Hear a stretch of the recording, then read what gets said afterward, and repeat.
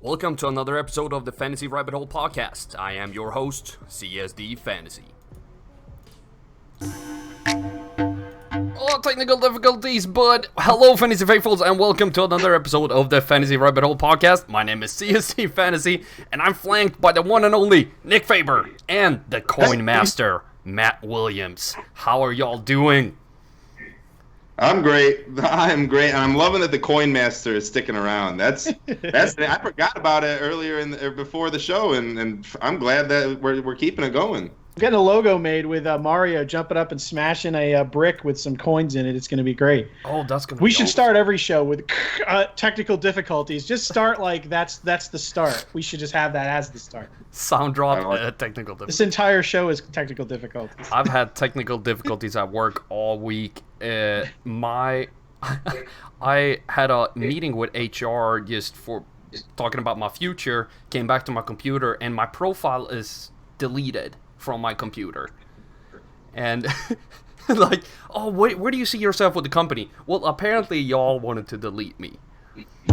So, I got fired when I left real quick, so I don't like this. It's been a whole week of technical difficulties, and now I started the intro for the news segment instead of like going to the actual show.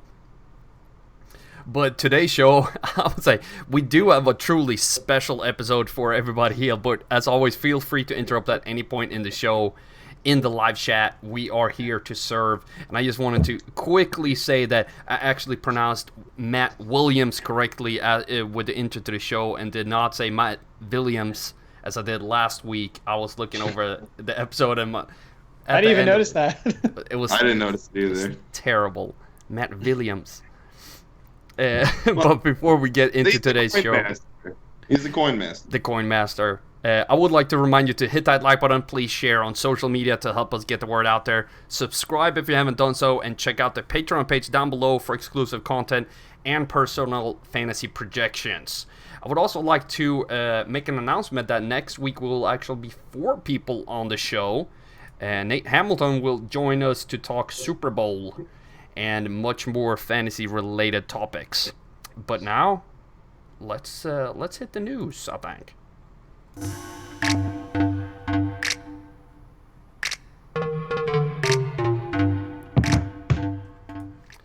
The news rundown, we have a couple of topics before we get into today's topic, and the first one up is something that I was starting to think about because it went against everything I've been saying.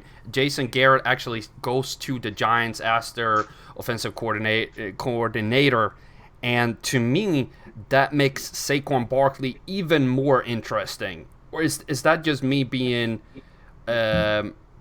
weird, or is this actually a thing that Jason Garrett will make a running back even more relevant than he was before? Matt, how do you feel about Jason Garrett? Well, I feel like Freddie Kitchens is coming into town too, so 7 wrongs don't make a right. I'm not sure, but yeah, Jason Garrett as it stands, I would think that'd probably be good news. Everyone's going to laugh at this. Everyone's laughing at all the moves. Everyone's laughing at Gruden going to hit. I mean, I think these are good moves. But I got an echo in the background, which is why I started freaking out for a second. But yeah, I think it's a good move. They brought in a passing game coordinator to be the head coach, so you knew they had to bring some people in with experience. There wasn't any like huge names that probably wanted to take that job available. Obviously, Gruden ended up going down to Jacksonville. So yeah, I think it's a good hire. I'm not sure any other direction. I know it probably leaves a bad taste in the Giants fans' mouth just because they know what Jason Garrett's about at this point. But yeah, I think it's actually a good move for them. Yeah, especially like I said with Saquon, I think it makes him even more interesting. DeMarco Murray looked fantastic in Jason Garrett's system. He hasn't been calling the plays for a couple of years, so I think he's there to show that he can still do that. And they don't really have that much talent in the pass catching area with Golden Tate, Darius Slayton. I don't even know if Golden Tate is going to be there. Is he still on the contract? Anyway, sure. They don't have that much pass catching ability outside of Evan Engram, in my opinion. And I wouldn't say that he's shown that he can develop quarterbacks that well. I wouldn't give credit to Jason Garrett for Dak Prescott.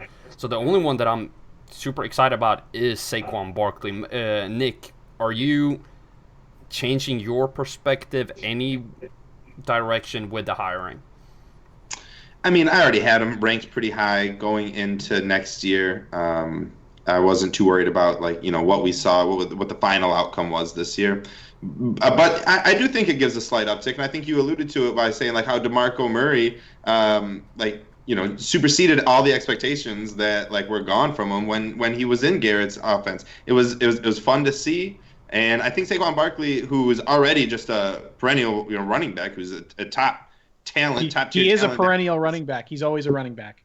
He's always a running back. That's not, but he's a phenomenal running back is where I was gonna go. But and he he's just the top talent right in the league. He's not going away. This does help him, Jason Garrett. But what I'm worried about is how this whole team is gonna be next year. Is it still gonna be a bad Giants team? And if so, it's going to be risky drafting Sacrum Barkley again. If the team isn't going to be a competitive team, then Saquon's not going to be a huge part of this offense. The defense needs to step it up. If you're going to run the ball and have have Saquon get the volume you want, you got to have a defense to go along with it. It goes hand in hand. So, but don't they also need more help on the offensive line? In my opinion, Garrett was absolutely. Yeah, I think that's where I would look.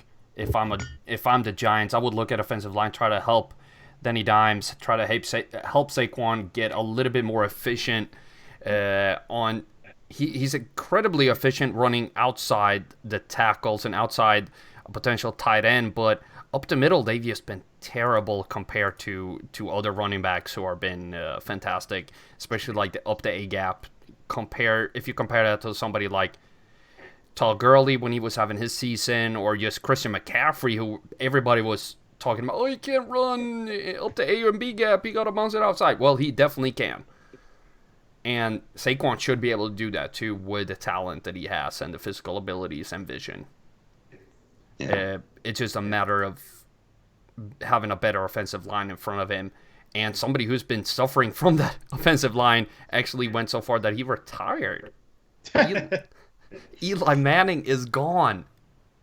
I'm a little I wasn't watching the NFL when I was super young, so Eli Manning has always been there for me since I started watching. And now he's I guess he's not gonna be there. And I'm the Cowboys have only played Eli Manning until 2019, and I feel a little empty. I feel a little empty. Yeah, I feel no reaction from y'all. Y'all yeah, I'm glad he's gone.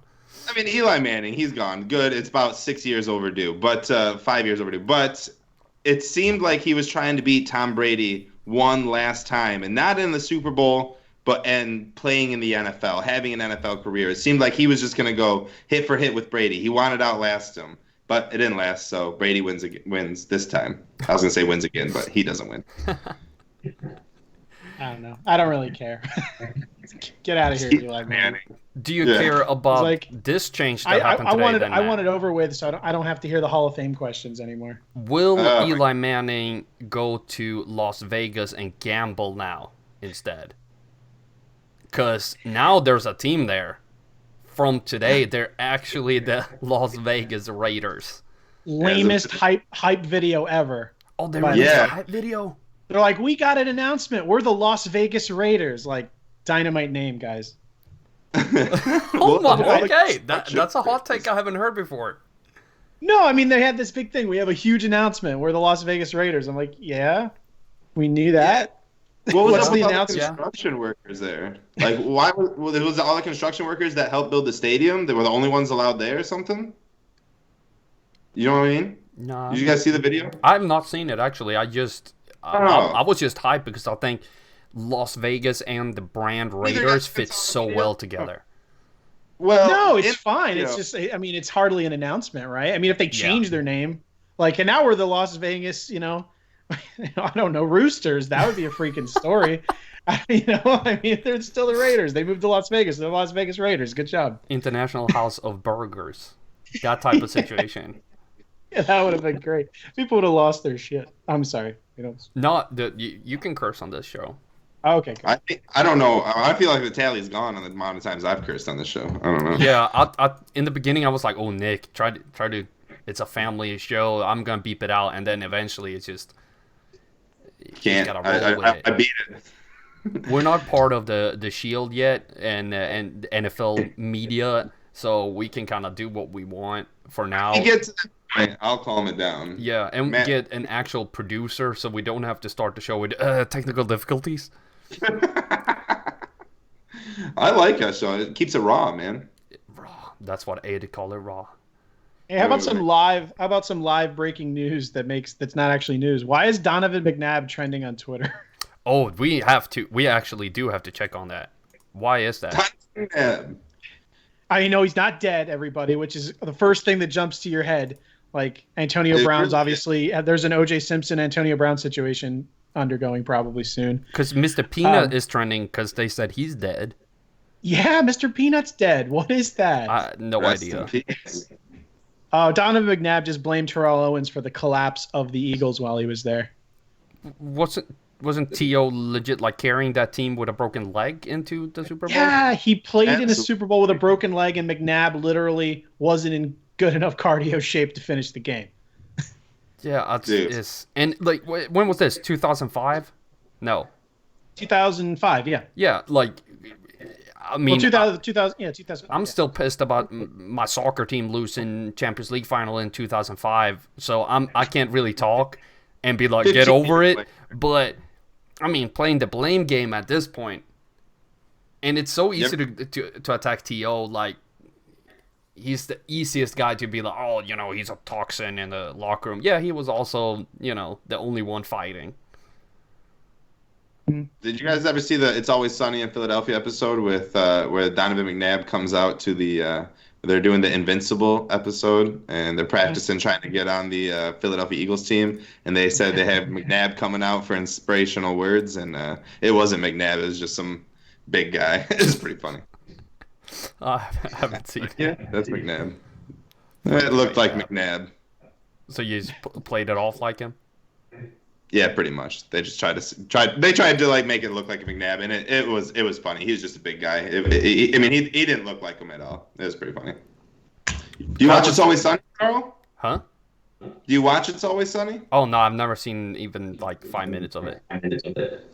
Oh wow, Matt, you're a Sunny fan, aren't you? Of course. Yeah, buddy. Carl, you got to get on the game, my brother. Come on. I follow so many other shows. So many other shows. And then I like to rewatch my shows and stuff like that. I'm a little strange. And then, wake up at like 6 a.m. on Sundays to watch soccer. But, enough of that, and let's get into the weekly topics, because I know we still do have a lot of to talk about, even though we don't really have games to talk about, because the Pro Bowl is just boring. So let's get into the weekly topic instead. The Pro Bowl. Hold on. Who made the Pro Bowl who sucked? Somebody made it who was just trash. Oh, many people.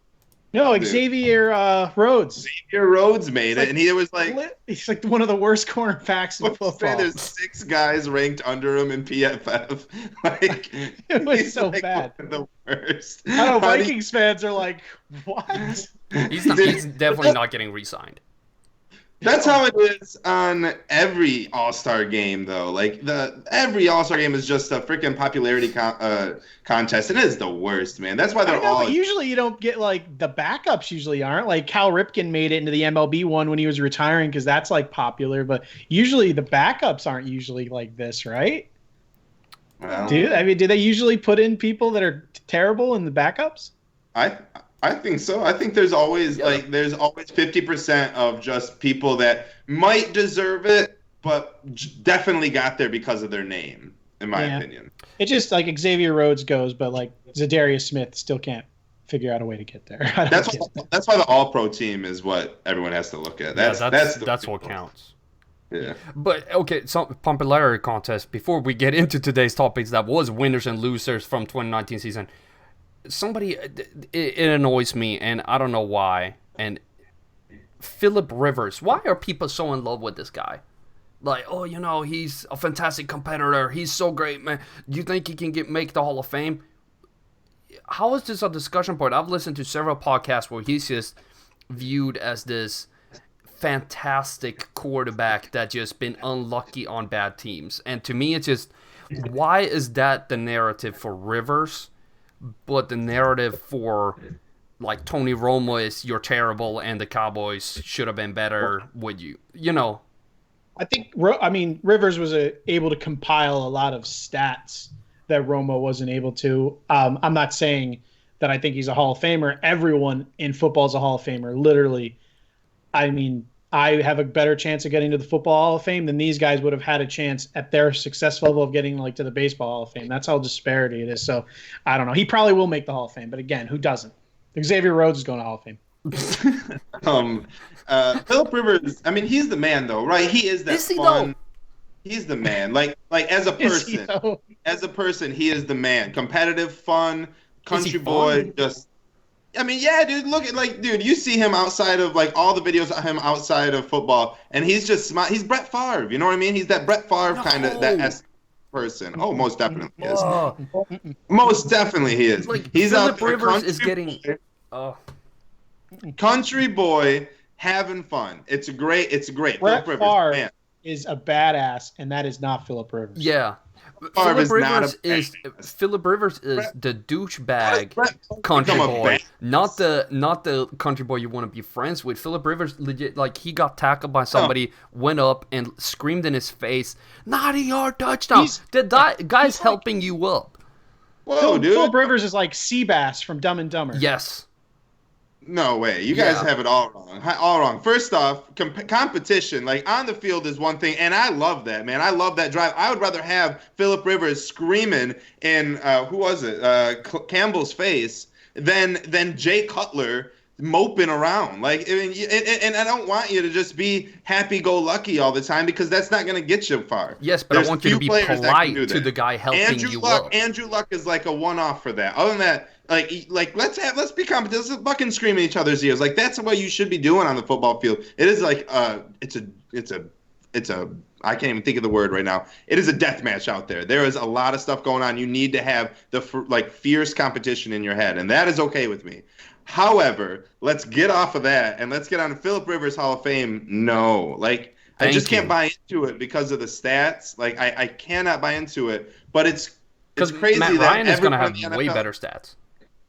And Matt is correct here in the point that everyone gets in the NFL. So all you need Matt is Ryan's definitely a Hall of Famer. To everyone, is there a quarterback right now who's not a Hall? They're all Hall of Famers, all of them. Matt Stafford. No. Ooh, 5,000 yards. He might, if he continues to play next 8 years, he could be one of the top leading passing yards. And that's Eli will make it because of the Super Bowls. Yeah. Phillip will make it because of all the stats and being on a pretty good team. Stafford, though, he has a ways to go. Like, he could get there, but not now. I mean, he's been injured. All he's got to do is win one playoff game, and he's a Hall of Famer. No. He has to win a Super Bowl for it. I think he's a ways away. I don't think Matt Ryan is not a. Matt Stafford is on pace to do everything like better than Phillip Rivers stat-wise. So if Phillip Rivers, Matt Ryan, the only one of the three that won an MVP, correct? Yeah, correct. Is Matt Ryan a Hall of Famer? No. Again, everyone makes it. I say probably is. I don't think any of these guys are Hall of Famers for the record, but I think they make it. I'm with Matt on They're all going to make it. Matt, you're extremely right. The thing is, though, they need to find a medium between baseball and football. Baseball, man, you have to be like, I mean, Larry Walker's kind of a one-off. I don't know about him, but other than that, like, you have to be the best of the best of the best of the best of the best of the best of the best to make that Hall of Fame. They're sending in 1 or 2 people a year, where the NFL's sending in 16. I mean, not really, but they're sending in a ton, you know.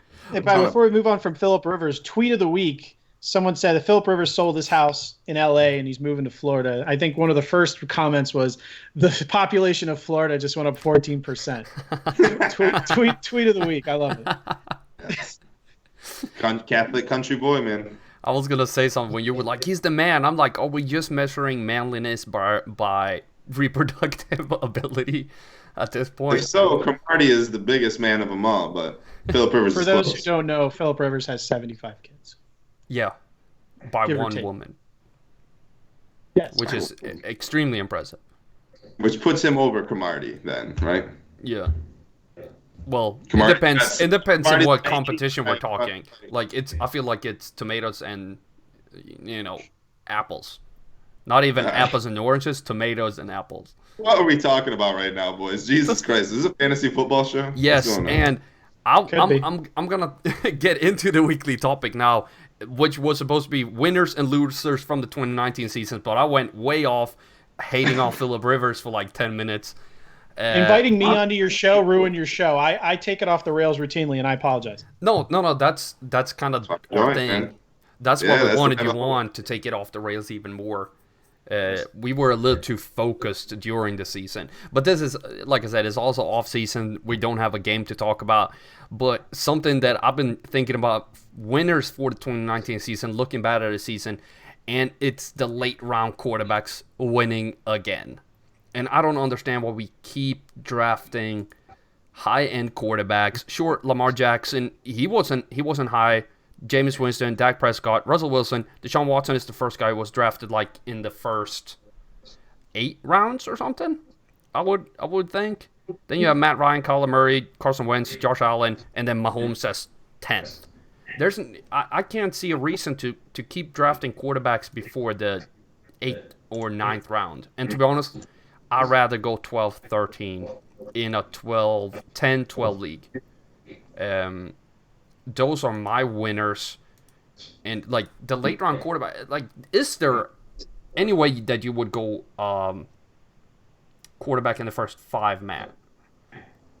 Yeah, I mean, this year I took Watson a couple of times, although he's like, I'm very vocal about that. I think how early Mahomes was going to how late Watson was going, he ended up being a decent value for me just because I thought there was a huge bounce back coming.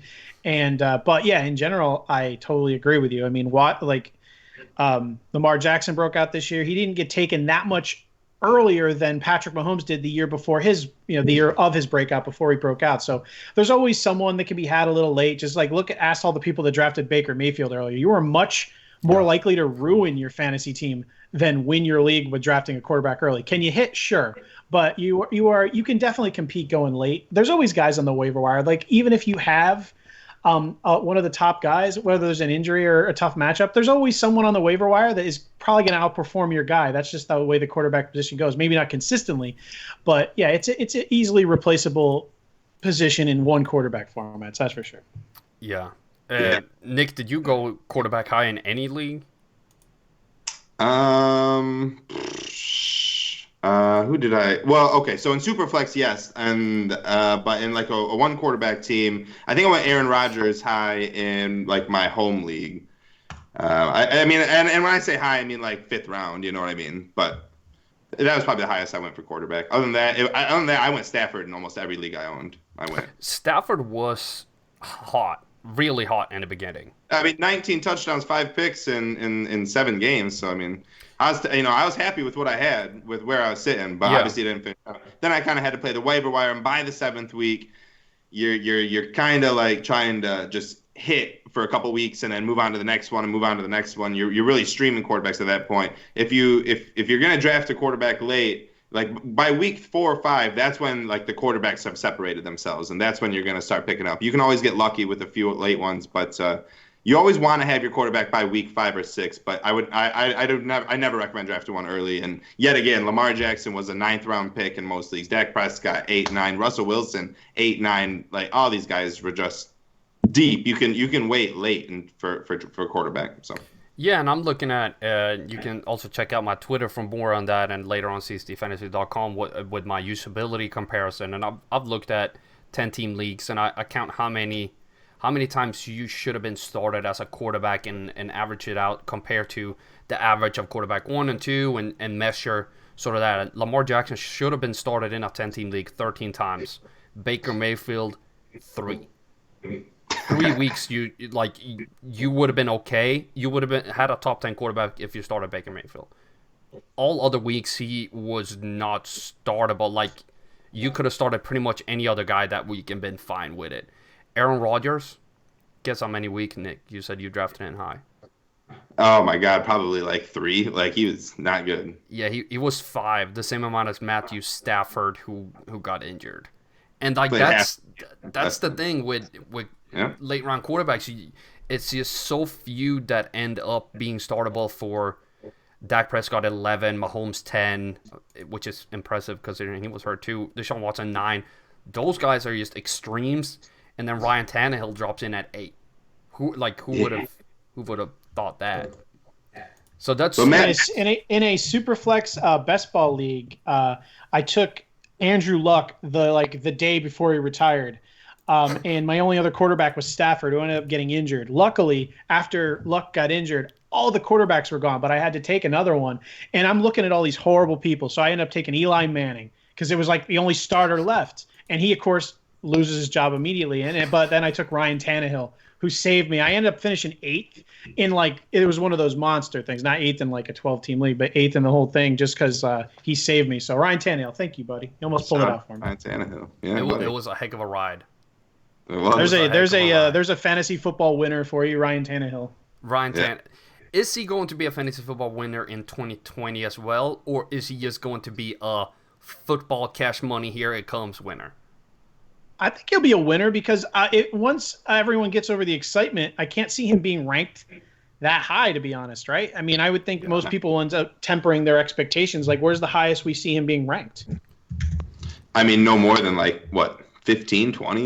You're not going to put Ryan Tannehill as a top 12 quarterback, I think people could, but I mean, it's definitely nowhere near above that. Some people will make the case for he's going, But yeah, is Tannehill going to be a Titan this next year? Right, he's going. I think they'll probably tag him, right? Yeah, or because he was traded, can he not be tagged? I don't know if we ever found that answer out, but yeah, we were talking about this last week and no one. But I do think he's going to get signed though. I think he'll get signed, but I don't know if Tennessee will be the team to sign him. You would think they would, but he has more value to them than to any other franchise at this point. Nobody's gonna pay him. It's not going to be the Jaguars and Nick Foles.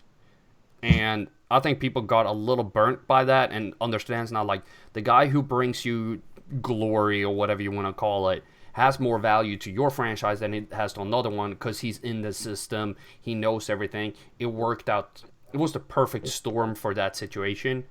If Tannehill goes to the Chargers, I don't see this happening. Close to this production. Just ask Case Keenum. Oh, yeah. Oh, that's a perfect example. Freaking Case Keenum. That's his full name. Freaking Case Keenum. Yeah, because he looked like a badass in Minnesota for 8 weeks or whatever it was. He was just balling out, and then, I mean, they don't really have that much talent on the Redskins, but still. Who's that quarterback that went from Denver to Houston to Cleveland? Osweiler. Was it Osweiler? Yeah, he has got a lot of money. Yeah, 70. Oh, he got 70 mil, and then Cleveland bought it out or whatever. Yeah, he retired recently, I think. I was in the movie Moneyball for baseball. David Justice is one of the players on the A's trying to make a point that he doesn't need to follow by the rules because he's making so much money. And the GM comes up to him and says, "No, the Yankees are paying most of your salary. That's what the Yankees think of you. They're paying you all this money to play against them." So it's pretty much that. That's awesome. That's a great quote too. I think a movie gets a little nowadays it gets a little slack. I think it's underappreciated. It's a good movie. People don't like it because it's not accurate to real life because they make it seem like they were these huge underdogs when they in fact had 3 Cy Young candidates and an MVP candidate in Miguel Tejada, who they'd never name in the movie. No, but it's based on the book, who also never talks about him. So it's actually accurate to the book. But people, if you haven't read the book, you don't know that. Yeah, I got inspired by the movie to start Season Fantasy, just to try to see how much numbers I could run with football and try to get an edge in fantasy. It's awesome. I think it's a fantastic. Is the reason we're here today. Yeah, thank you, Billy Bean. You did it. Billy Bean. Thank you, Brad Pitt. I still don't know why he turned down all that money from the Red Sox. That was a stupid decision. That's why Carl started CSD though here isn't because of Billy Beane and the A's, because of Brad Pitt's performance in that movie. Yeah. Yes, dude. He was like, I'm inspired by you, Brad Pitt. Damn. And I was like, who was the general manager for the A's in the 90s? Brad Pitt. Yeah, Brad Pitt. And then what's his name? Jonah Hill. Jonah Hill. Jonah Hill. He's great in that movie. He's great. We have some other people who are great too, though. Yes. Mello is here, joining in. What's up, Mello? How's it going? And somebody who shares the last name with a certain special person in this podcast, Anna Faber joins in. Speaking of quarterbacks, I want the Lions to draft Tua Tagovailoa. That was difficult. With the 3rd overall pick. Your thoughts, Nick? I'll bet any money that's Dad. That's Pop signed in as my sister. If I had to guess any money, but I could be wrong. And if not, I apologize. Yeah, like we should draft Tua, right? Like that's what I've been preaching on Twitter. And really, I don't want us to draft Tua. We should trade back. That's the whole goal. But we need to be out there saying that we should draft Tua, like to get the hype up that Detroit might want the 3rd pick. Look, Matt Stafford has had back problems for 2 years straight. Like that's not gonna go away. It truly isn't. He is going to have problems moving forward, and he might seem fine for the beginning of the year, but just one wrong hit and like not that big of a hit can just separate. And it's like you don't want to be playing with the back problems. If that's the case, you want to have a backup quarterback, and that was the perfect situation to let Tua sit for a year, and we'll see how Stafford goes. And even if Stafford comes out healthy and plays phenomenal and wins a playoff game with Detroit, and all of a sudden we don't need Tua, he's still perfect trade bait. Stafford becomes good trade bait at that point, kind of with like a contract. That depends on what everything depends on the financial part of that. But regardless, like you have just like a perfect situation now. To get that, you're gonna invest a 3rd pick in the 1st round, which is a huge pick. Like a top 3 talent is unbelievable. So I feel like smarter teams would do that, but we're the Lions. We won't draft Tua. We probably won't trade back. We'll probably draft Jeffrey Okudah, and he probably won't be that successful. And then you'll have a miracle season. You'll make the playoffs, where you will win your first playoff game in a long time with starting quarterback Marcus Mariota. Man, my good friend just texted me like an hour ago. We should sign Mariota, and I was like, no. Hey, he's gonna play somewhere. Why not Detroit? Why not the Chargers? And Anna says it actually is Anna. And Mello wants to say, "What's up, Coin Master?" What's up, Anna? What's up, Mello? Shout out to the sister. That's freaking awesome. I love it. Do we have any more winners of 2019? We had late round quarterbacks. We had Ryan Tannehill. Nick, do you have a clear winner of 2019 in your head? Christian McCaffrey. CMC. Yeah, I mean the fact of the matter is that he scored 10 more points a game over the 2nd place running back. Like every game you started Christian McCaffrey, you averaged 10 more points than the number 2 running back in the NFL this year. But not just that, if you got Christian McCaffrey, you most likely kind of lucked into him. You were probably sitting there watching Sacrum Barkley get drafted and then Ezekiel Elliott get drafted, and then it was between you know, CMC or Kamara, and you either drafted him, kudos to you, or let him go and got Kamara, and let Christian fall to the 4th pick. Like Christian was going anywhere between 1 through 4. Not always and not often do I think he was going 1. Excuse me. So I feel like the guys who had Christian McCaffrey had a stellar team due to this guy just kind of falling into their lap. So it's awesome to see Christian McCaffrey, just an unbelievable season, 1,000. So he's definitely the fantasy winner this year. I think that's a perfect transition into a guy who drafted CMC in the 1st round in one league, Matt Williams. In what all over the place too. What pick did you get him in that league you were talking about earlier? And please give us your first 4 picks in that league. This is my Kings Classic Fantasy Football Champions Draft. This is the expert league that is down at the Hall of Fame every year in August. Me and I ran this team with Addison Hayes. We were running the FF Statistics team together. We had pick number 2. Barkley went 101. So we took McCaffrey, 15-team league, and on the wraparound, we got George Kittle and Aaron Jones, who I insisted upon. And then in the 4th pick, we got Kenny Golladay. So not a bad start. For 15 team too, that's great. Team. Yeah. Like and you got CMC second overall. Was that intentional to begin with, or did you change that up based on the stories of Ezekiel Elliott or Kamara? How were you feeling about Kamara at that point? I'm trying to go back even like what you know now is of course Christian McCaffrey, but looking at what you were thinking right at that pick. We actually literally have something from like NFL Draft Day. I posted it on our laptop. I said CMC 101 no matter what. We would have taken him first. That's awesome. Because I had a change of heart a week or so before my drafts where I had CMC as my third, and then I moved him down. I moved him up to first when Zeke never showed up, basically. So I was high, but I wasn't as high as some other people. And Kittle, that must have been late in the second for you then. Yeah, it was right before the turn. I think that's a great pick, but Aaron Jones is very surprising to me in the third. Well, actually, if you saw how this draft went, these are the quarterback. This is the first round. Barkley, McCaffrey. This is in order. Barkley, McCaffrey, Kamara, Elliott, David Johnson, Le'Veon Bell, Chubb, Connor. Holy shit. Then Schuster, then Mixon, then Cook. I mean, it was ridiculous. Then Gurley, Freeman, Kerryon Johnson, Williams, Fournette, Carson all went. So, I mean, we had to take a running back. Yeah. I mean, they were flying off the board. Crap. That is Jones, the man. Whew. Man, Jones, what a year, right? 16 touchdowns. What was that 16 rushing touchdowns? Yeah, it was unreal. He didn't have a good week one if I remember correctly, and he got dropped in one of my leagues in week one, and I thought it was a mistake and reached out like, is this happening?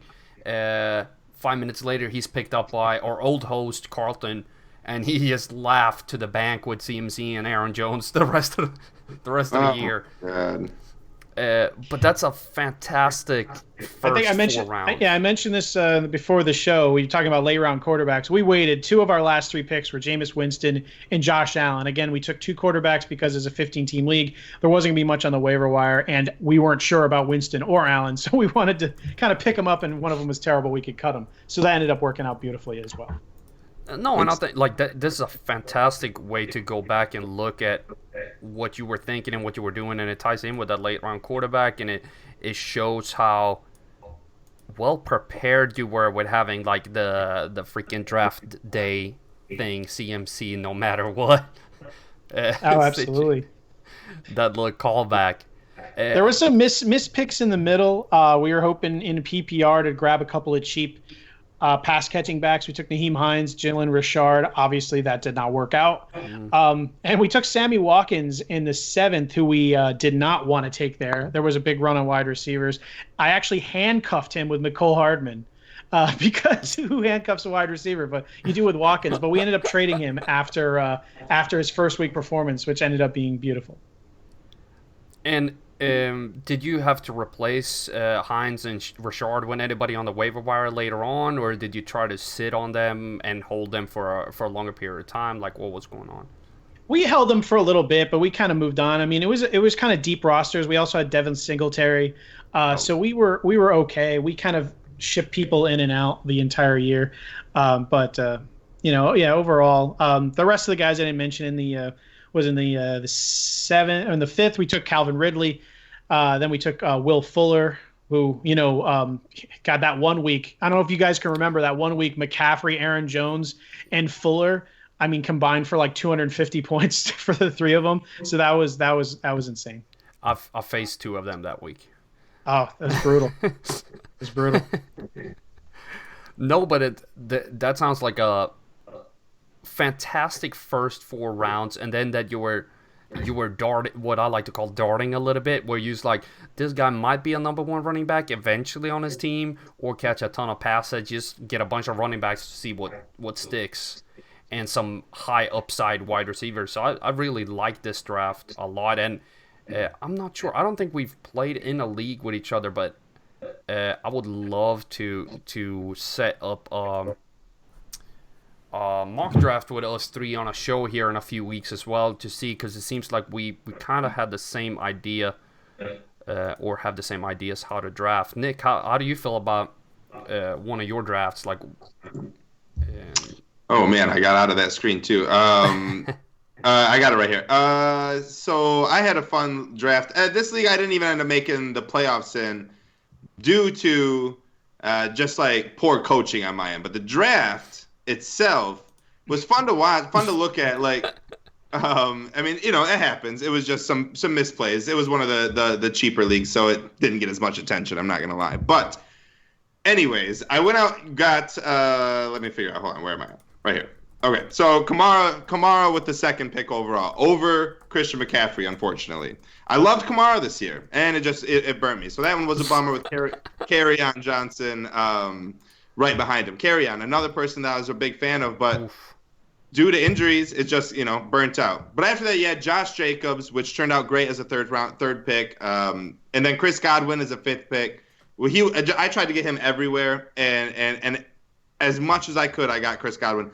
Like every league I was in, that was where I wanted to go. 7th round, Austin Eckler, who ended up being the fourth best running back, and that was huge. Like that was due to the Melvin Gordon, you know, holdout, and people just didn't want to take like the risk on Eckler due to him might only, you know, be playing 3 or 4 games.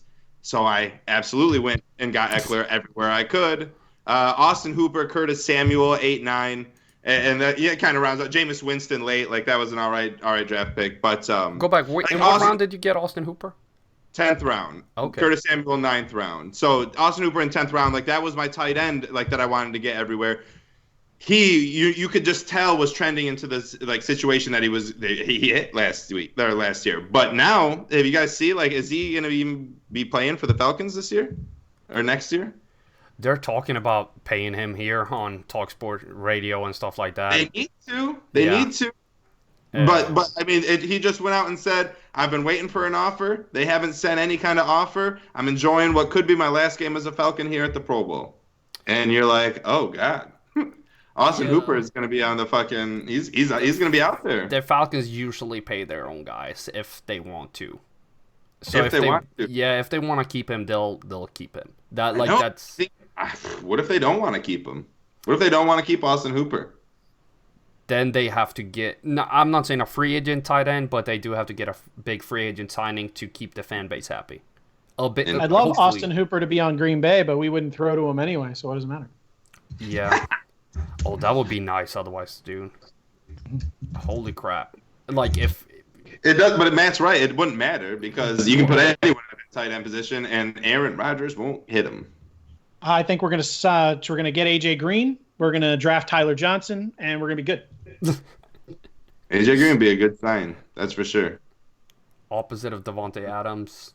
By the way, before we move out of the big winners, are we still doing that? The winners and losers, is that a thing we're doing? You can do that. We kind of been all over.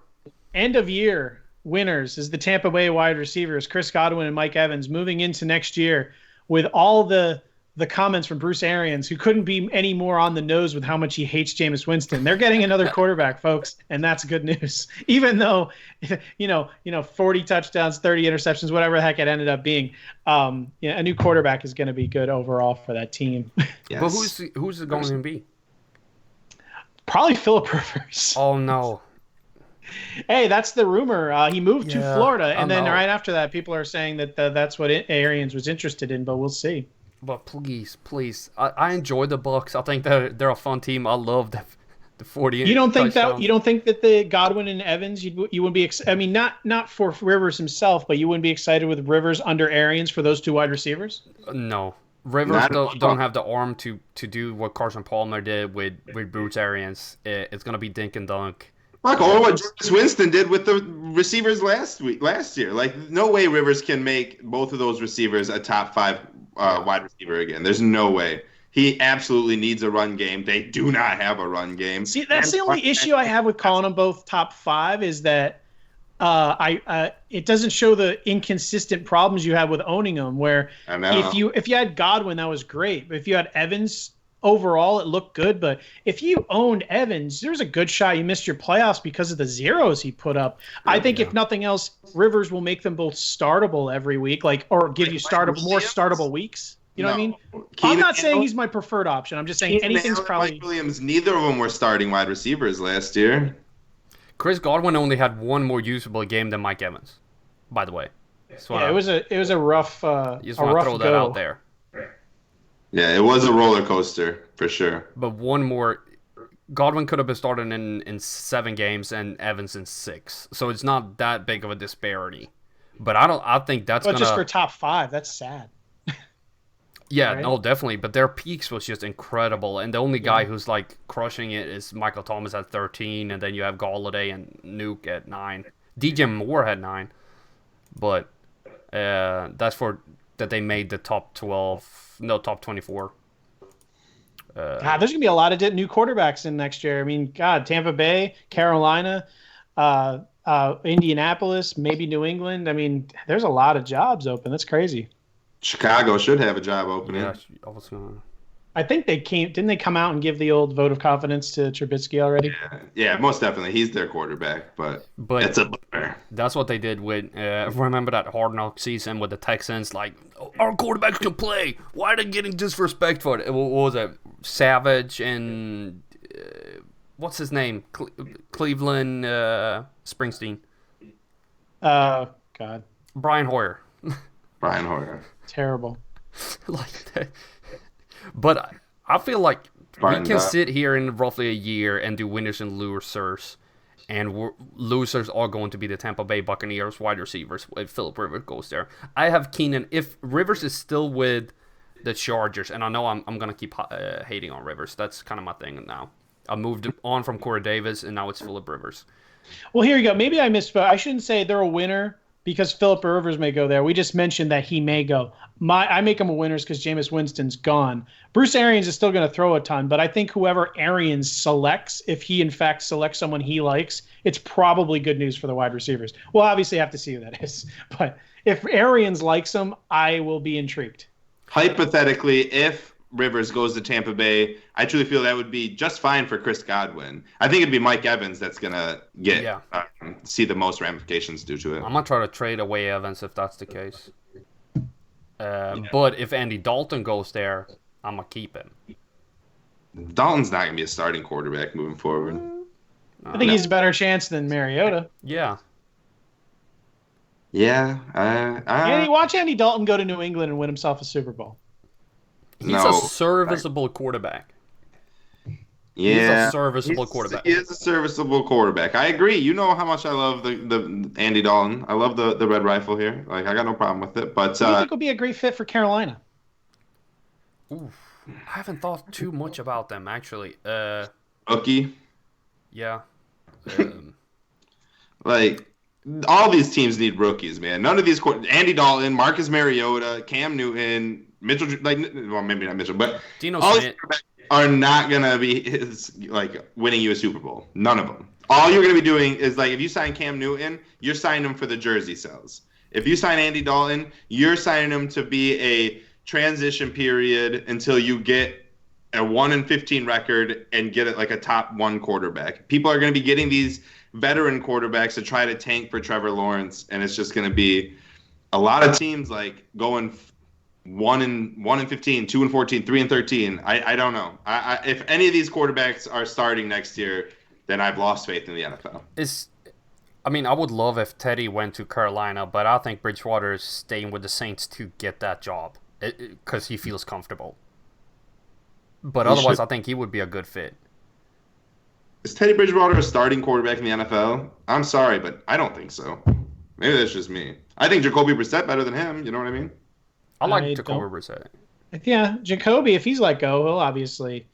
Although he won't be let go, they signed him to a decent contract, so no matter what, he'd be backup, right? Yeah, they paid him. Probably never going to win a Super Bowl. I'm sorry. He's also. I'll lump him in that group. Like, the Colts need to go get a quarterback that's going to win you a Super Bowl. What is Jacoby Brissett going to do? Like, although to his credit, T.Y. Hilton was hardly healthy, and he has no one else to throw to there. So I think that he was put in a bad position. I do agree with that. I'm not saying that like what we saw this year was his ceiling in any way, shape, or form. I mean, Mark Sanchez can get you to an AFC Championship game. Jacoby Brissett can get you to an AFC Championship game. He's just never going to win a Super Bowl for you. Like I think if you throw him on Carolina, I'd be kind of excited to watch that. Yeah. I think Nick Foles can win a Super Bowl.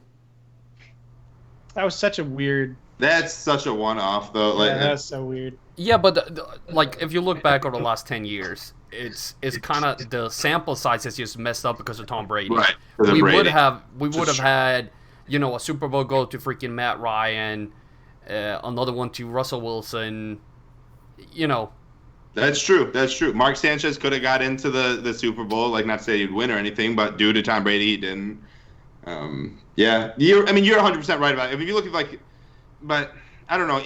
Every decade, it's there's always like 2 or 3 quarterbacks that are like win the Super Bowl that you're like, wow, that's kind of weird. Well, Ravens, Trent Dilfer won one, Joe Flacco won one, but none of them are backup quarterbacks. Like Doug Williams is like the last backup quarterback to go win a Super Bowl. Trent Dilfer started the year, right? Oh no, I thought we were just talking about crappy quarterbacks. No, I know for sure. But what I'm saying is what I was getting at was that like Nick Foles is that one-off where he is a Tom Brady, he was a backup quarterback who won a Super Bowl. That is true. Peyton Manning. Peyton Manning was not a backup quarterback. Oh, Osweiler started a few games. Don't disrespect Brock. Well, I'm gonna say because Bledsoe went down at like the end of the year, not the beginning. So the start of the season is what I mean. Like you start the season as a backup, like you rarely win a Super Bowl. Doug Williams, Tom Brady, Nick Foles. Freaking Nick Foles. And then there's probably a ton in the 60s, 70s. I have no idea. Football and all sports don't really start until the 80s. So that'll be a trivia question. What are the only backup quarterbacks to win a Super Bowl? Nick Foles gets to be thrown in there with Tom Brady again. People would forget Tom Brady, though, I feel. People would be like, oh, that's right. Drew Bledsoe started that season. It's there's in my college town in Sweden, there's one sports bar. I know that there is one. And I'm walking in there. I'm like, I kind of figured that this guy who owns this place is from Boston. It is Tom Brady pictures in the entire sports bar, and then some like little Bruins here and there, and a Red Sox poster. But otherwise, it's like walking into a shrine of Tom Brady in Sweden. So it's like, what the crap is going on? He's just everywhere holding up trophies. Either that or you have a stalker on your hands, and you really need to report that guy. Tom's in trouble. Be careful. Reminds me of what is that movie with the teddy bear thing? And he's like, we got a 1024. Somebody's trying to steal Tom Brady's sperm again? That's like I was just going to quote that too. I'm so glad you did. Ted 2, yes, that movie is great. And that part is hilarious. He like wakes up. He's like, what the hell? Do y'all watch South Park? Yeah. I used to. I mean, it's funny. I just don't watch it. There's a new episode from this season where it's called For the Ladies, and it's talking about that you can take somebody else's feces and shove it up your own butt. Oh, yeah. And that gives you that person's like genetics or like. This is definitely not a family and everybody show. wants Brady's because it's the. They call it something, and it's like if you can get Brady's poop, but he's so careful with it because it's so important to protect what he got going on. That's what you want. You want unicorn blood and Tom Brady's shit. That's the lottery right there. That's the dream. Thomas Faber wants to know how long will it take for Burro to get the Bengals into the postseason? 3 years? However long Zach Taylor's there, it's going to be longer than that. Yeah. So, I don't know. If their offensive line, when their rookie gets healthy, they bring in Burrow.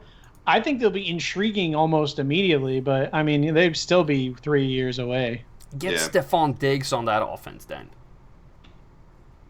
Like, just give him some. If you get rid of AJ Green, give him something to work with. Tyler Boyd is a nice player. I like him. Tyler Eifert, I used to like him. He's done. So you have Tyler Boyd and Joe Mixon on offense. Joe Mixon's probably going to be super excited. I have lots of Dynasty shares of John Ross that I acquired in advance of knowing that Joe Burrow would probably be going there. And I can't wait for Burrow to get drafted. John Ross's excitement to go up and for me to trade all of my picks, or all of my shares of John Ross. Before his hamstring pops again. Yeah, and you got to be careful because that could literally happen any day. Yeah, no. Joe Mixon should be a steal though. Like if he's going late in first rounds, I think that's gonna be a good pick for you guys. First round Mixon though. I think the hype will definitely get him there. The hype will get him there. Like if you can get him right now in Dynasty, before the hype gets, before Burro gets, before everyone's freaking out about the Bengals. Yeah. I think Mixon's gonna be a good play next year. But I'm looking at, we went over a couple of y'all drafts a little quick, and I'm looking at mine. Yes, I got Dalvin Cook in the 3rd, Kerryon Johnson in the 4th, Lindsey in the 5th, Chris Carson in the 7th in this one. There is running back talent to get later on that will be extremely usable and aim for more proven commodities than somebody like Joe Mixon in the 1st. I'd rather go, if I'm in the late 1st round, I'll rather go Nuke Hopkins next year over Joe Mixon and get Chris Carson later on, because people are still going to be sleeping on Chris Carson next year again. He's not a top 2 round pick in my what I feel right now. I don't think people are going to draft him in the top 30. Yeah, I mean, I'm not saying that you need to sell out for Joe Mixon or anything. I'm just saying Joe Mixon is definitely going to be a top 7 running back next year. If I had to say it right now, I'll put that on record right now. Joe Mixon will be a top 7 running back next year if everything goes like I assume it will, as in they get Joe Burrow.